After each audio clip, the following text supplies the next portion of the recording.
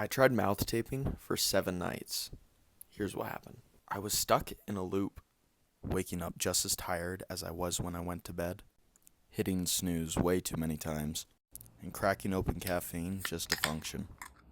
So I started researching sleep, and it turns out mouth breathing could be the real problem. I know my girlfriend says I snore.